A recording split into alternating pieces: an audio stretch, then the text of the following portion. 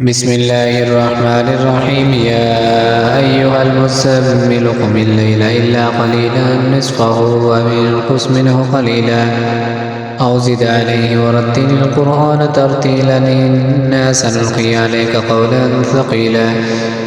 إن ناشئة الليل هي أشد وطئا وأقوم قيلا إن لك في النهار سبحا طويلا واذكر اسم ربك وتبتل إليه تبتيلا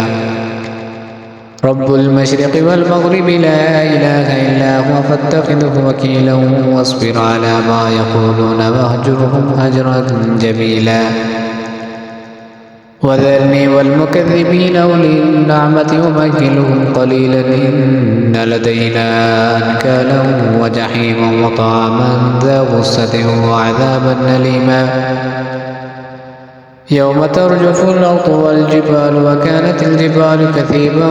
مهيلا إنا أرسلنا إليكم رسولا شاهدا عليكم كما أرسلنا إلى فرعون رسولا فعصى فرعون الرسول فأخذناه أخذا وبيلا فكيف تتقون إن كفرتم يوما يجعل الولدان شيبا السماء منفطر به كان وعده مفعولا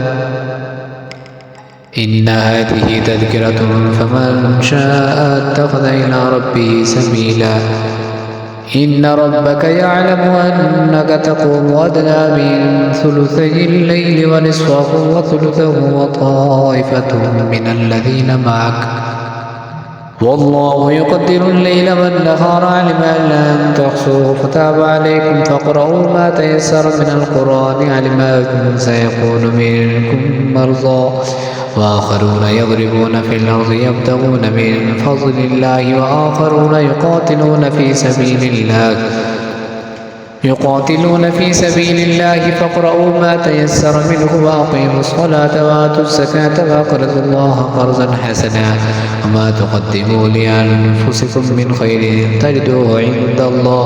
عند الله وخير وأعظم أجرا واستغفروا الله إن الله غفور رحيم